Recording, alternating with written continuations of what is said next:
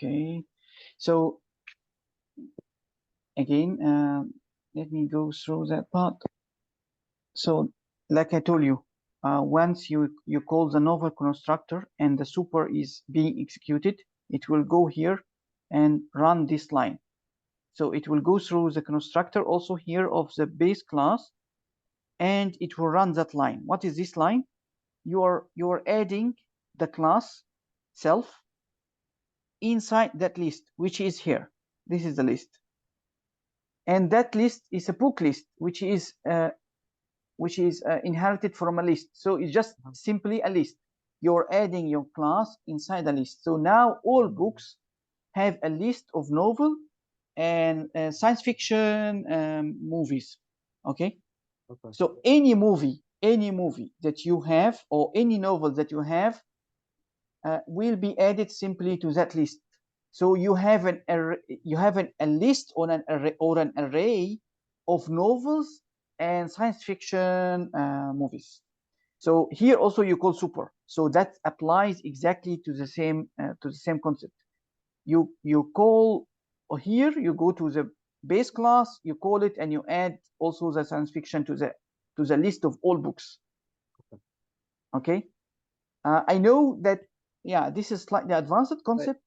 Next question I had with the super is though that I know it's used to like add on to and modify constructor method stuff, but in the string method at the bottom with the sci-fi class, how is it used there?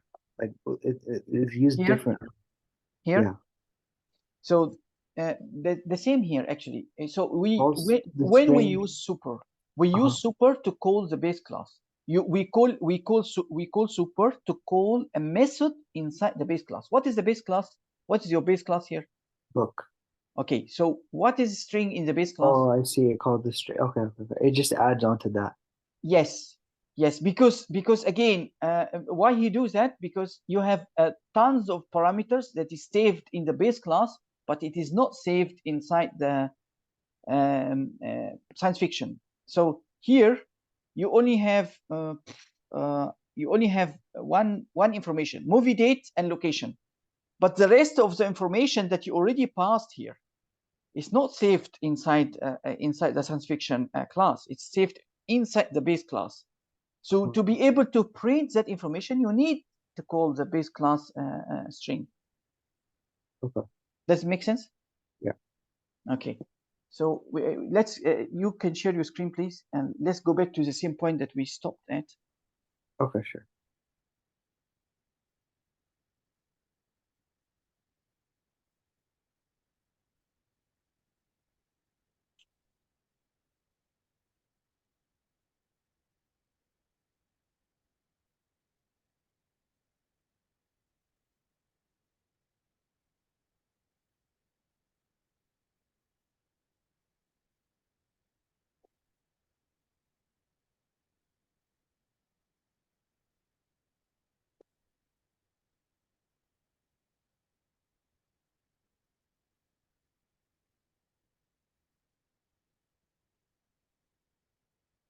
Let me know when you can see it. Not yet, but Okay.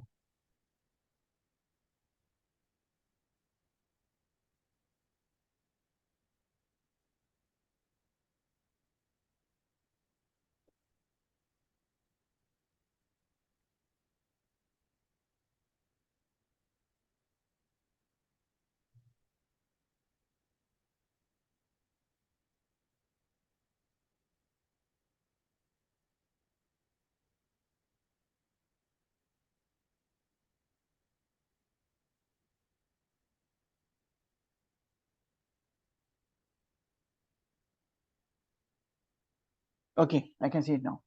Okay. We were at this part right here. Yes. So yes. So I like we said, we was talking about this book and false, and then so you go back again to the GUI code. Yeah. We stopped here. So this GUI code, where did we stop? Yeah, we talked about this portion. So that part of your code, um, So here you never call the exception. So again, I want to understand, when you search, we know both of us know, when you call that search, it should return a single book. It's not it's not an array, it's not a list. Do you know why? Why? I mean, because just now when we see, we know very well that every book have a single title and single ISBN only. So there is no way that this any of the 4 books that we having, that it will have, there is 2 titles as the same. Every book have its own title. So this is a list of 4 items. So what is the 4 items? You have 2 novels and 2 science fiction movies in the text files that you're going to read. Can you still remember the context? So no, I know the text file you're talking about. I remember it. Yeah. You know it, right? Yes. Do you want me to share that too? Yes, you can. Okay. So you can see here that it is only having four lines, and each line represent a book or a science fiction movie. So here, this is a title. You can see none of them is actually repeated. It's all single. So in short, what I want to tell you in short, that when your function returns, the search function returns something. It returns a single book, or a single, it's either a novel or a science fiction movie, but it returns a single item. Okay, so a single item does not need from us that we check for it is a list or not. There is no sense, because it's only a single book. It's I not see an what array. Okay. I see what you're saying. Okay, good. So the second comment that I have on your code. So again, so this part right here, right? This list, it shouldn't call for that. No, it shouldn't. You shouldn't check is an instance of list or not, because it will never be a list. It will be always a single item. Okay. Okay, gotcha. Okay, and a single item that is not inserted in a list, even, it's just a single book. It's a single book class. Okay, so good. And then if we know that it is a single book class, but there is a chance that you will receive false. So it means that your if condition here, so your if condition here should always check if what you get in the result is false or a book. You can have a book, or the code can return also false. If you're not sure, you can go and check the search method again. Okay. In the search method, you will find that you're able to return false. So how can you check that in your code? If you return false, you should raise an exception, which is here. So you should not use else, rather than you say here, if result equal false, raise an exception, and then you have to use try, and you have to use try. Okay, okay, I have to use try as well. Okay. Yes, you have to use try and except, like that. Okay. And you say invalid option. Invalid option as well. Yes. No, for this invalid item. Yeah. Invalid item. Yeah. So for this one, he said invalid option is not necessary. Yes, he said invalid item. Yes. Invalid item. Yes. So inside the try, you have to use and the if statement that you have now. So if results equal false, I think you cannot see what I'm writing, right? No, I can't. You only can see it once I. Okay, wait.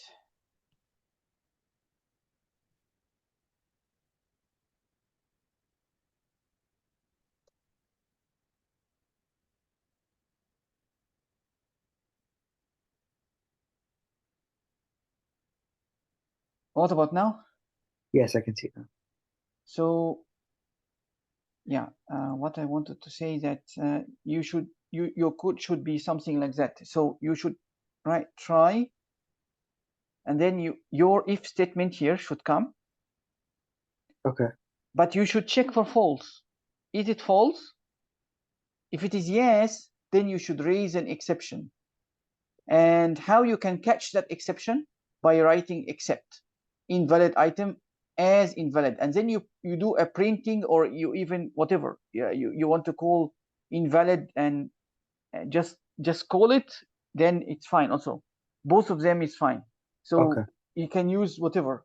But again, here your professor changed part of the code. So maybe you should not pass anything to the invalid. Just call invalid with empty brackets like that. Okay. Okay. Okay. I see. So raise invalid, and then when you come here and you write invalid like that, it should call actually the string class. So you have this, so not the string class, the string method. So this is the string method that you have inside the exception class. If you cannot recall back, then you can open your library again, HA5 class. You can open it and you go and check. He writes for you the. So Okay. Can you open here? Yeah, I can open it. This one. Go up. Go see the exception. So the exception here, it have only one method. This one. Okay. Yeah, the string method. Yes. So when you call invalid in this way, invalid is an invalid item class. So he said invalid invalid item as invalid. So it means that invalid now is a class of type invalid item, which is an exception. So when you call it invalid like that, empty without anything, it will just call a string. So it will print return item not found. I see. Confusing, I know. It is a bit confusing. Yeah. So you have to do some more exercises to be able to recall that path. I know it's at the start is slightly confusing, and you are not used to that kind of way of thinking of how you Yeah. raise exception and so on. And okay, it is fine, because this is the first time you take that kind of way of programming. But as you can see, the guy assignments and exercises is moving in one direction. He's pushing the same kind of code also even in the GUI exercises. So Yeah. so it will remain with you for some time. I think maybe until the end of the course. Yes. So we should find a way to run more exercises like that to be able to. Yeah. So I remember last time I asked I was wondering if you could do it again, some sample problems, but I told you that those ones, like we weren't really learning about like any of those because they were like a bit too advanced. So some like sample code that I can work on until we meet next time. Not like too far advanced, like something close to this level, and then we can go Okay. over that.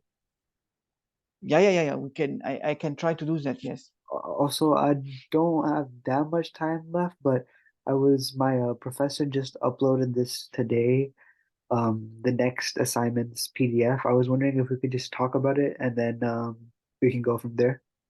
Yes. So now you understand. Wait, we still didn't finish. Yeah. I just let me point to you the issue in your code. You Okay. have another issue on your code. We just only targeted the first one, but just Okay, go yeah, back yeah, to your yeah. code. You can tell me, yes. Yes, go back, please, to the UI Sure. code. So what I am suspecting here that so other than that, okay, that I already told you about, that you have to raise an Yes. exception, okay, and you have to structure your code in this way. So now we go to the display search results that you are calling here. Yes, this one right here. Yes. So that display search result, you actually. So I would say that most probably that your issue is here. So you are putting the search Yeah. result the label in The row issue is 0. where? Again? The issue is where? I didn't see anything. Oh, I see So, now. Okay. yeah, so you are putting the results label as row 0. So you are restructuring the GUI again. So the grid is used to tell the screen or to the computer where to put the label. You're putting the label in row 0, but actually before, if you, so this is a GUI, the GUI screen. So we have a label, and we have the place to put your keyword, and then we have two buttons here. Yeah. This is the main menu, and this is the And next. then the next button. And Yes. then this is yeah, so this is like a header label for the result, and the result is here. Okay. Yeah. Considering the screen is big like that, so here is our result, but it's supposed, okay, so this is row 0, this is 0, this is row 1, Oh, this is because row that was the 2. issue because after I typed it into there, it would take me to the next screen, not show it at the bottom, right? Yes, exactly. Okay. So you have to, the result have to be row 3, even if you put it on top here, this have to be row 3, not Okay, I see. so if you arrange the grid again, so okay, it's fine, but again, just let me share with you also that Yeah. you when you this when you added that level of display search result, just be aware of one thing, that you forgot here to put the next button. You put the menu button, the main menu button here is okay, it's fine, I already saw it, but I see that this button is missing. Where is it? You didn't put it here in your code. So when you don't put it, Which button is missing? the next, can you Oh, run your code again? Can you run yeah. your code again?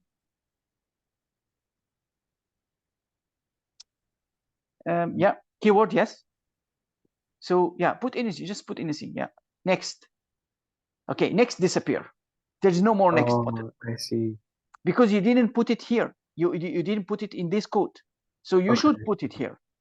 Okay, so the point here that, to me, if I were you, I wouldn't use that display function. Why? Because again, when you first draw this screen, you draw it. Where did you draw it? Can you show me the next button? No, not the next. Wait, no. I mean, where did you draw that? Let me see. So go up, please. Yeah, Find where you want to find. button right here. Yeah, so you created the keyword button. You already draw all the buttons and the labels that you need here. Okay, so Uh-huh. actually when you press the next button, you only need to execute some code and show some results inside that label. Nothing more than that. You should not redraw again what you are doing now in the display function that you created. You are drawing again all the GUI parts, which is unnecessary burden that you have to care for. I see. So again, when you press the next button, it should call that next handler method. Uh-huh. And when it call it, it should only execute some if statements and set some data inside the label of results. That's it. Okay.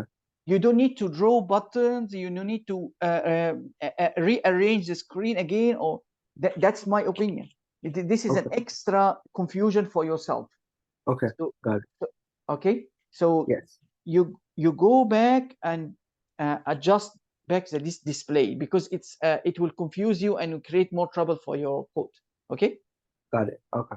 Now you can share with me whatever you want to share. Okay, sure.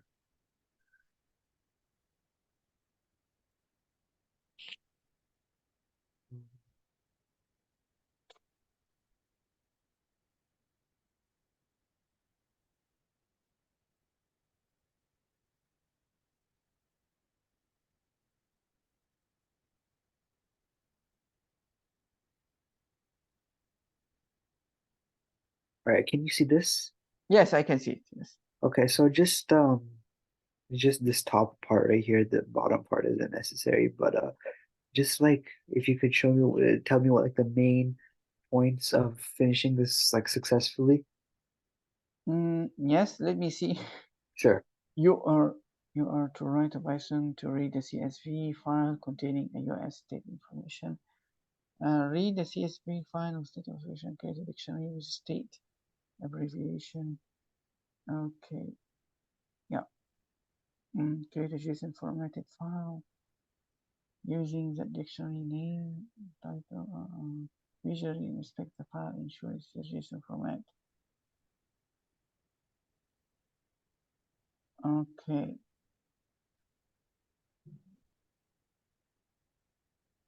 So the main thing here that I think in your previous class you already took a function that is able to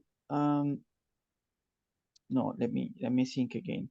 You have a JSON and the JSON looks like, did you know how the JSON looks like? Can you open the PDF file that you passed to me about the JSON? Yeah.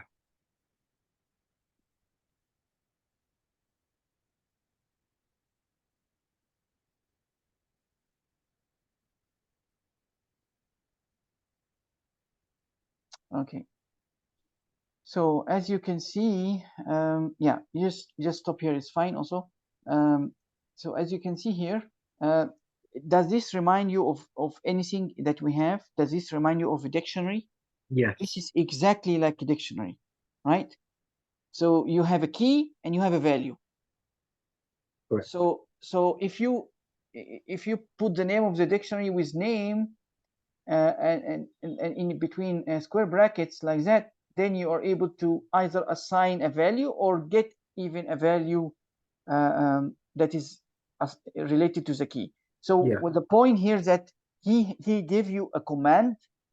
That command is able to convert a JSON file. So a JSON file is just a text file, simple text file, but arrange it in a way similar to the dictionary. So why we need JSON file or even XML or CSV?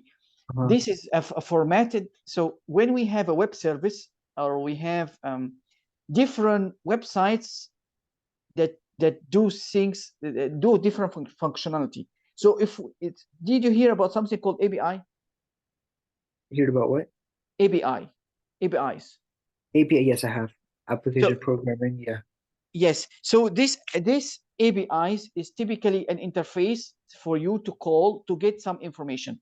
So there is certain websites that offer a service called through an API. This service is can tell you, okay, you pass it an IP and it can tell you the country from where this IP belongs, or it can tell you which city this IP even belongs. So I can know if I got your IP now, I'm able to tell you maybe even your close coordinates to your house at the moment. Okay.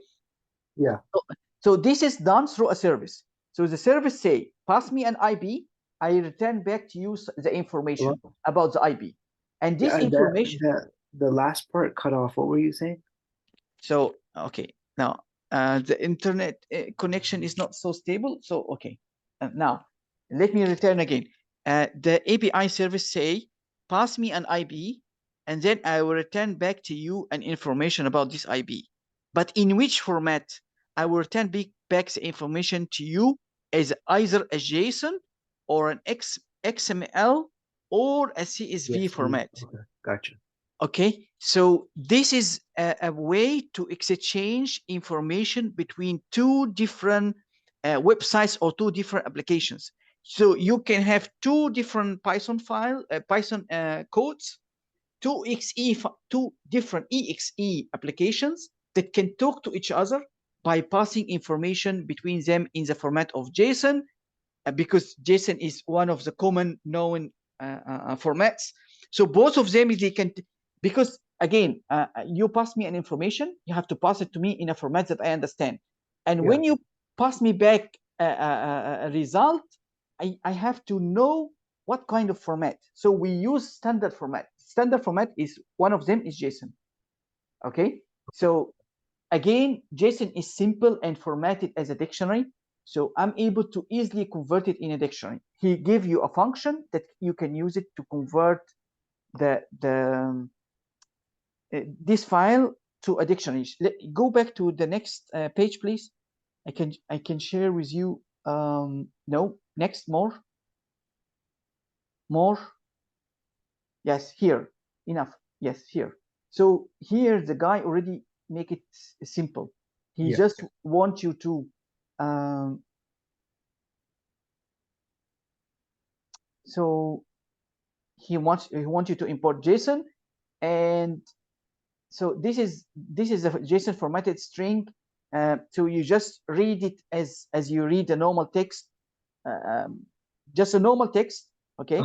Once you read it, so you read it, it will become looks like this. Okay. So it's in between a quotation, like a string, like a normal string, and because it have the brackets, so it would exactly become like that. You just need to call JSON.loads on that specific string. So it will convert it to a dictionary. So this B data now is a dictionary that carry all the information that was stored inside the JSON. So this B data will have a name as a key, and we have age as a key, and we have a city as a key. If I want to access whatever values inside the city key, I will call it like that. Okay, I see. That makes sense. So it means that you're able to use all the functions. Yeah, so the way I'm seeing it is that JSON works exactly like a dictionary, like you were saying. Yes, exactly like a dictionary. After you load it in with this function. Okay. Okay. So after that, it doesn't matter that you are reading a JSON file or a text file, because once you convert it to a dictionary, it's already inside your memory, and you can deal with it as a dictionary exactly like you have done with any other dictionary before. I see. Okay, So that makes sense. The trick in the code that the guy is passing to you, the only trick is that you just have to use that portion from here. This part, if you use it, then you already pass the trick of reading either a CSV file or a JSON file. So that is the only tricky part I see here. And also, if you open no, let me remind you, if you're talking about CSV file, so can you open the CSV PDF file that you passed to me before? Yeah. This is the one that I sent you recently. Yes, there is one that is, I think, either data formats or even, yeah, comma separated. The second one. Okay. Yes, this one. So the comma separated is actually, consider it a text. Actually, is let me see here. So again, if you still remember the library to text that you opened just now, it was I do. It is actually a kind of CSV file. Typically, most of the time, we use not comma separated, but we use semicolon separated files. This means that instead of the comma here, we use semicolon. But again, this is most of the CSV files is used with comma separated. But anyhow, at the moment he is passing it to you as a comma only. So when you have a comma here, we already know if we read a file like that, a line of text like that from a file, we are able to use split. If we call the function split on a string that having comma separated, we pass a split like that, and we pass it comma. Yeah. So if we do that, then we are able to get a list of all the items here. So a list will become, it's like a list like that. I see. So if you want to access the first item, which is here, 1, you have to put 0. You put 1, you access Washington. You put 2, you access George, and so on. So by converting this line into you split it like that, it become a list, and then you can deal with it as a normal list without caring it comes from a CSV file or even a normal text file. So that is what the guy is telling you here. The trick here in the file that you shared with me is two things. You should know how to load a JSON file into the memory, into a dictionary, and you should know how to load the CSV file, which is a normal text file separated with commas. You split it, convert it to a list, and then deal with it in your code as if it is a list, and that's it. That's similar to what I've been doing, so that doesn't sound too bad. No, it doesn't sound bad at all. That the only new thing is that the words is CV and JSON. Yeah, that's it. Once you know how to convert that to a list and dictionary, then everything else should be the same like before. And then I owe you exercises similar to the one that you are taking. I understand. Correct. Okay. Right. Yeah. So do you need anything else today? I think we should be good. Okay, that's good. Okay. All right, sounds good. So take care. Take care. Sounds good. Okay. Wa alaikum salam.